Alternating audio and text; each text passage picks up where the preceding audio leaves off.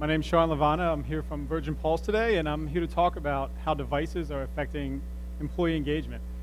But I don't want to just focus on that today because it's a pretty detailed subject. I actually want to talk about a bigger issue, which is what does engagement mean and why are we having a crisis in it right now? And then we'll dive into the details as to how wearable devices are helping that. But let me first cover why is Virgin in the engagement business at all. Everybody know this guy up here? This is Sir Richard Branson. He's the head of the Virgin Group, also includes companies like Virgin Atlantic, Virgin Mobile, Virgin America, which I was excited to see has a great presence here in San Francisco. So Richard's motivated by finding ways that businesses can be sustainable and making people's lives better. He believes that if you take care of your people, they'll take care of your business, and your customers will take care of your shareholders. Put another way, people, profit, and planet. So optimize your people, they'll help optimize your profit, and keep the planet and sustainability in mind during that time. This mission flows through all the Virgin companies, like some of the ones I just mentioned, but none of it epitomizes the people part of the equation more than Virgin Pulse. That's because our mission is to change lives for good, which we believe makes companies great. We do this with more than 250 clients, nearly 2 million employees globally that we cover, and we work with them to show their employees some love, as we phrase it, and in turn their employees love them back. What we're saying is, if you help your employees get on top of their lives, show them that you care about them, they're going to be more loyal to you. But not all companies are doing this. There's a huge epidemic in America today, and here are some stats that represent that. I'm not going to go through each. You can read them on your own here, but let me ask you guys a question. Why are 79% of US adults not getting the right amount of exercise? I'm sure it's not because they don't know how. It's not that people don't know how to swim, they don't know how to walk, they don't know how to run. Tell me why. Why are people not exercising enough? Anybody? Time? I'm sorry? They're busy earning a living. We're busy at work, right? So what it generally means, we're tired, we're overwhelmed, we're working too much. Let me throw out another stat here. 70% of US employees are disengaged. That means they're not bringing their best selves to work every day. They're not being their most productive. They're not being their most creative. They're not being their most present for you. If you think these two are related, you're probably on the right track. 79% not getting enough exercise. 75% not eating well enough. 70% disengaged. And solving this problem is critical, because if you can't help people optimize their own lives, if you can't help them get on top of their daily living, you're not going to help them be their best at your company. They're their biggest asset right now at your company, and we're not optimizing around it. And solving this is critical, because if you don't, you're left in the dust. 80% of companies underperform S&P when engagement is low. So let's take a look at why. What are we doing right now, right? Well, we're depleting our resources, and I'm having font issues, so excuse the horrible design. But we're depleting our resources, and this is both from a company and employee standpoint and from a personal standpoint. There's one limiter in all of this, right? To your point that you just made, we're all limited by time, and work's infringing more and more on it. And we're asking people to do more with less. We're asking them to be available 24/7. We're asking them to do more within their department with less resources to do it. And so what's winding up happening as a part of this is that as demands are being made by the company, which is up in the top here again, sorry for the font issues, it says sweat your assets. As we're asking more and more of people from a work side of life, they're sacrificing key things on the personal side. So we're skipping exercise, we're eating poor, we're not sleeping well, our anxiety's higher, we're depressed more. All these negative effects coming from work infringing more on our lives. And so think about this, what do you do when you're stressed, right? When you're asked to work 80, 100-hour week, when you're told that this project needs to get done, 4 weeks to do it, what do? You start sacrificing things that are critical immediately. If we're given free time otherwise, there's different ways that we prioritize our lives, and those are the things that are most important in helping us keep a balance and ultimately to stay engaged. And so what we're doing, though, as companies, when we're asking people to do all these things, is we're blowing holes in our resources, right? We're not optimizing them, we're not helping them be their best selves. And so we need to stop doing this, because what's happening is these are backfiring.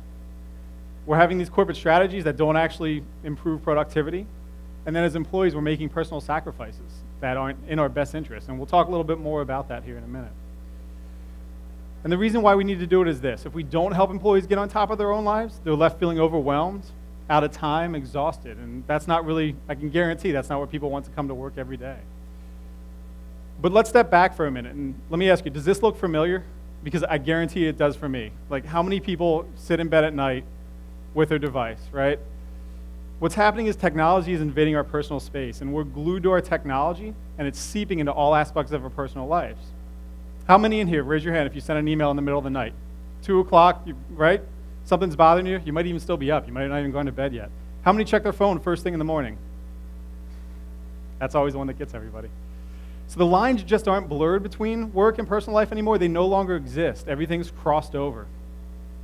And so what we need to do is put people in charge of themselves, help them make the right decisions each day so that they're not having to deal with this. And there's a really interesting anecdote to this, which is that there was a recent study that they asked people, how much charge is on your phone right now?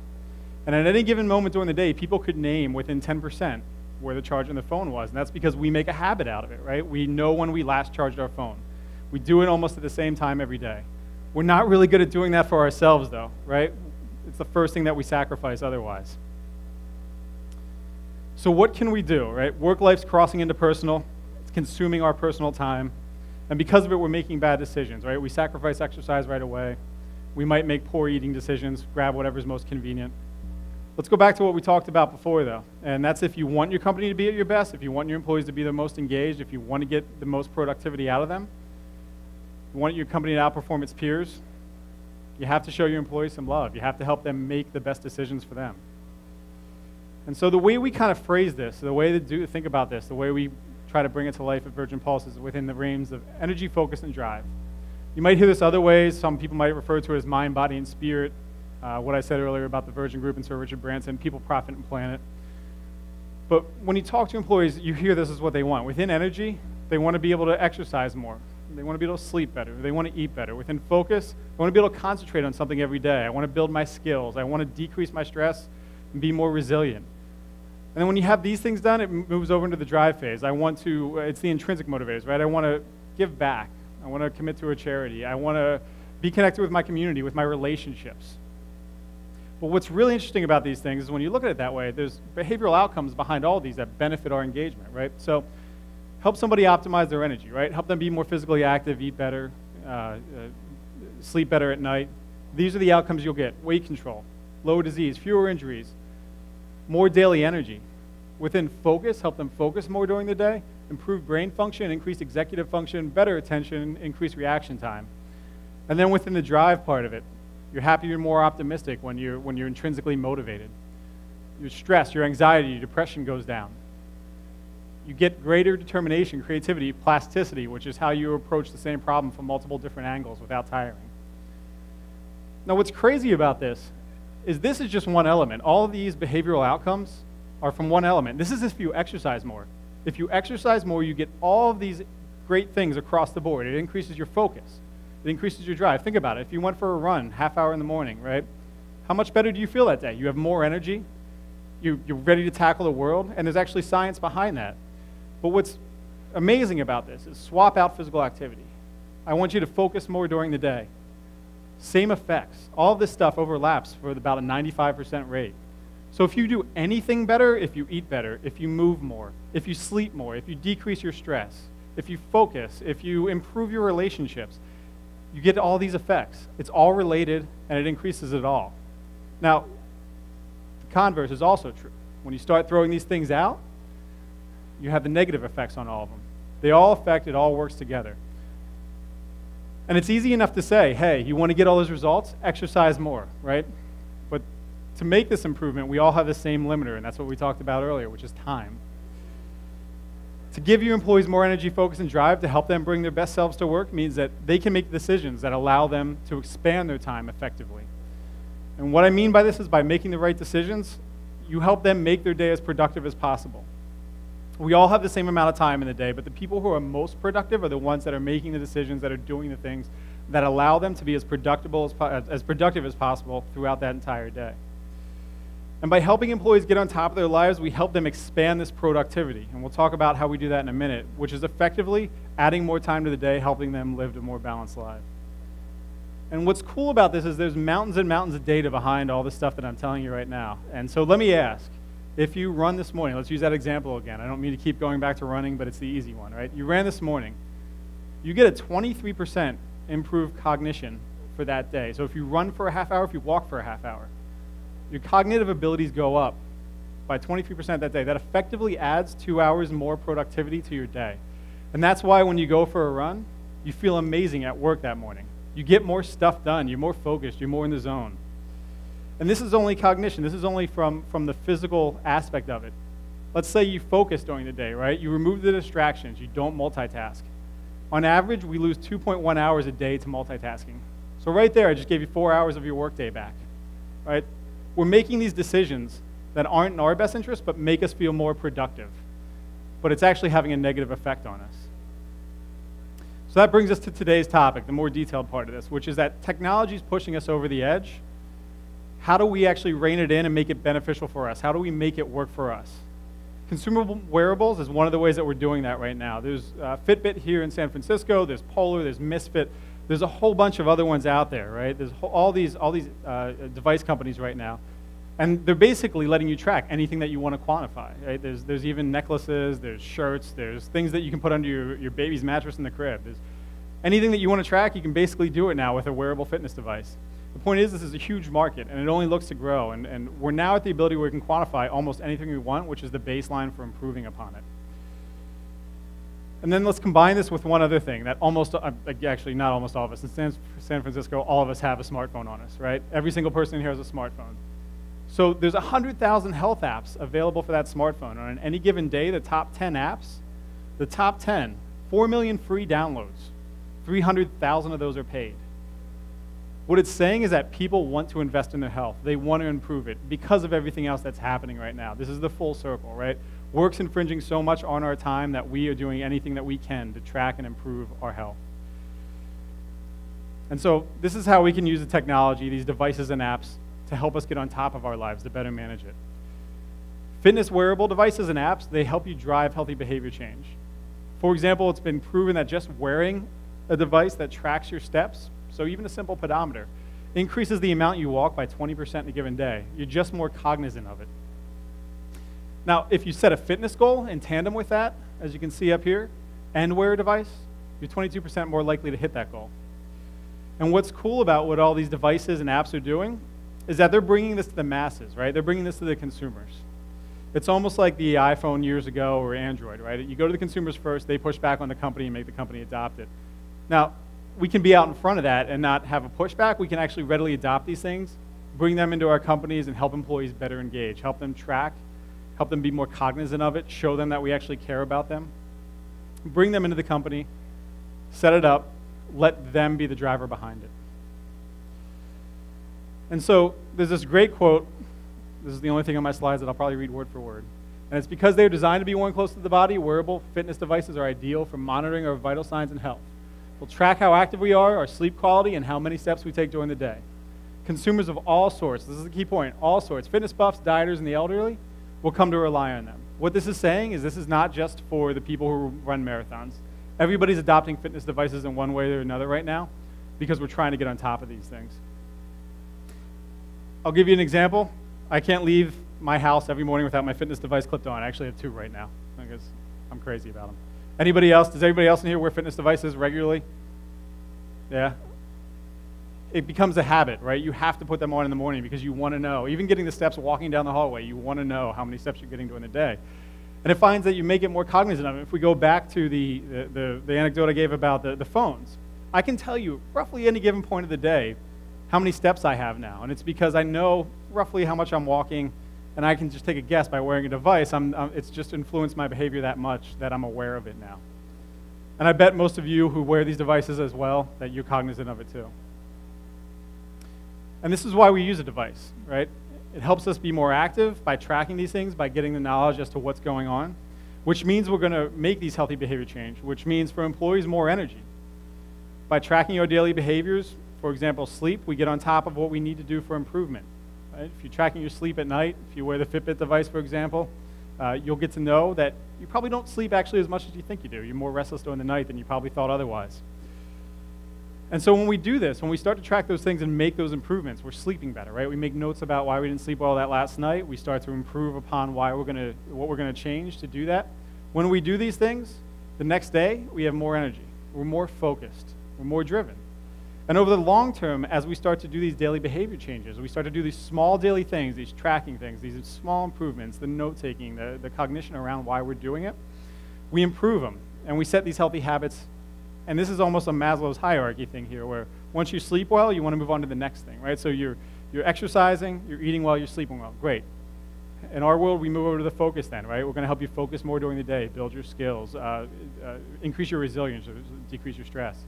And then that moves into the really top level of this, which is the drive part. So once you're on your game there, you're like, okay, great. I'm exercising more, sleeping better, I'm eating well, great. I want to be able to improve my relationships with my family. Like, how complicated is that? But if you can do it, you're going to be so much better off. I want to be able to be on top of my finances. I want to be financially well.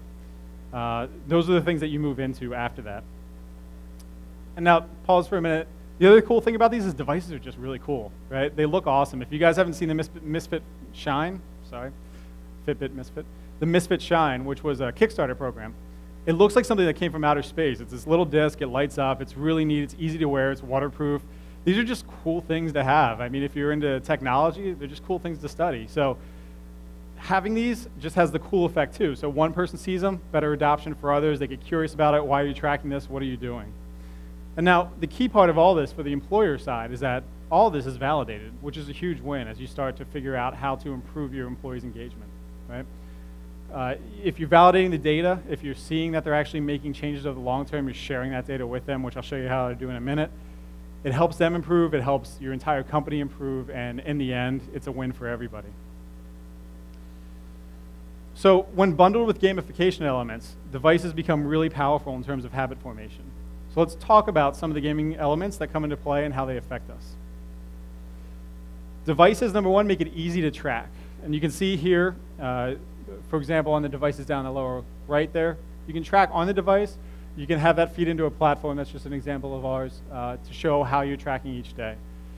And we innately, as humans, like to track things, especially when we're trying to change behavior. All right, you have to know where you're at. You have to set that baseline to be able to figure out where to go. Think of if you try to lose weight, for example.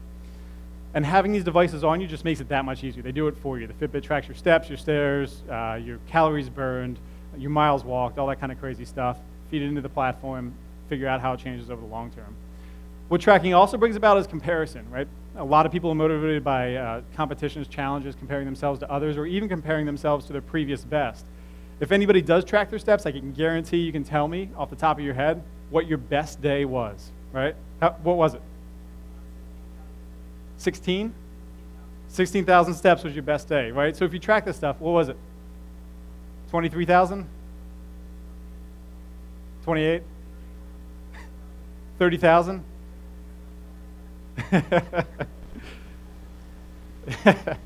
Yeah, so what's crazy is people know this, right? So we love tracking this stuff. And by the way, our CEO always tells a story. His best is a crazy 60,000. He's not a fitness guy in the least. No knock against him. He's probably going to hurt me for that. But what he did is he had a flight over to London, and he actually walked that entire day all around London. And his steps the next day, by the way, 74. So don't binge and purge. The other gamification elements that come into this, feedback.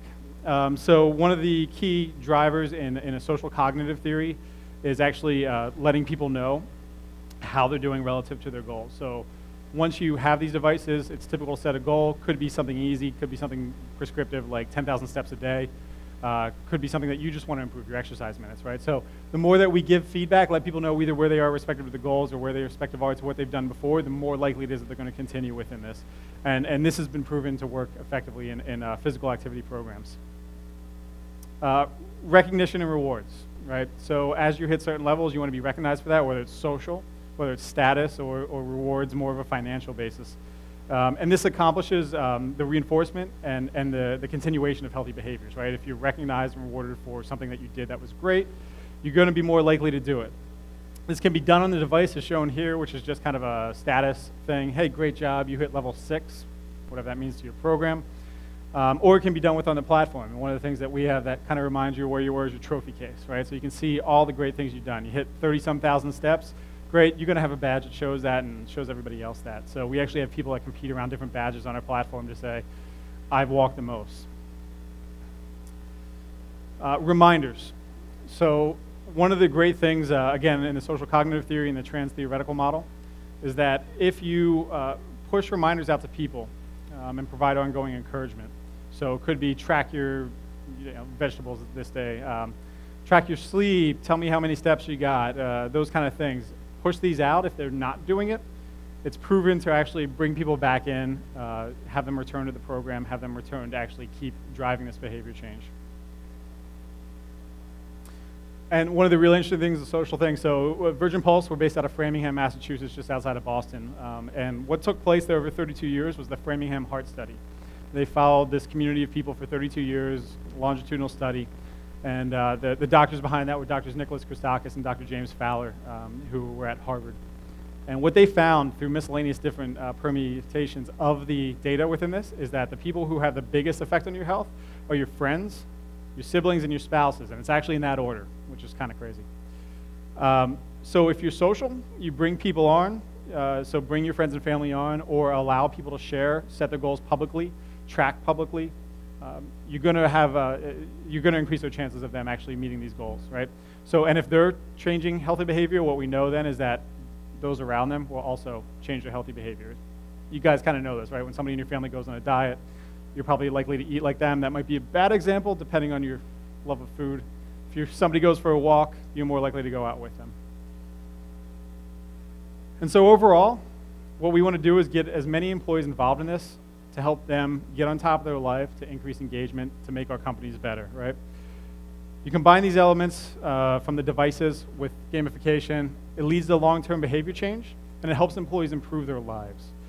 And this helps set the foundation for engagement. One of the things that we're really key about saying at Virgin Pulse is that it's not increasing your engagement, it's making them engageable.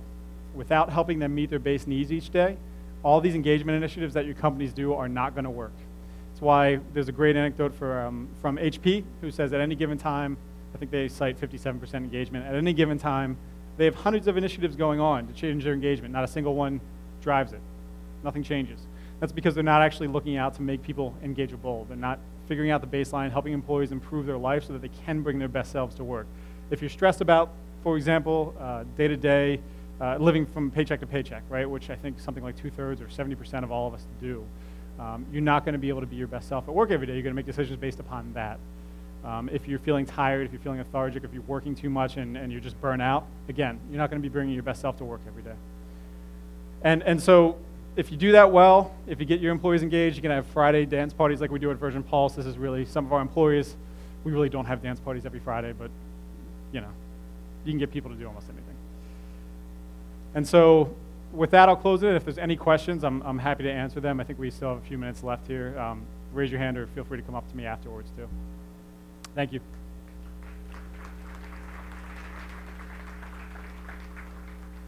Yeah.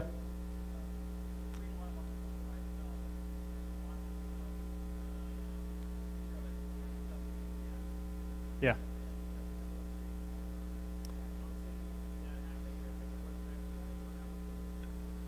Yeah, so the question there was quantified self, right, which can mean a lot of, basically quantifying anything about ourselves, but one of the areas that it's going into is monitoring our blood. So there's companies like Wellness Effects, if I'm saying their name right, that do that for us right now. You go in, they take 7 vials from you, I think, of blood, and they track everything about it, and they show you how to improve. So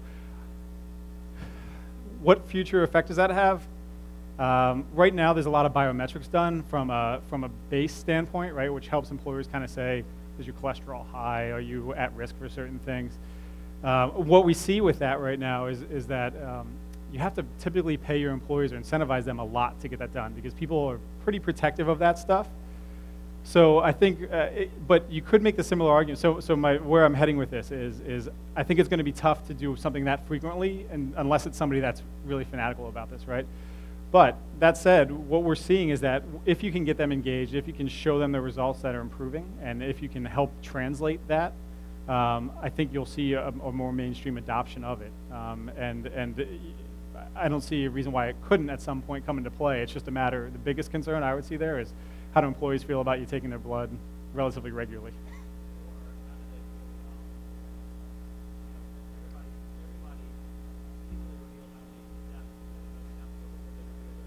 Exactly, right.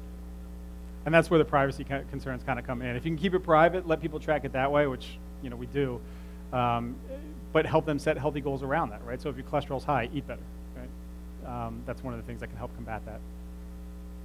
Any other questions? Time's up anyway. Great. Thanks. Thank you, guys.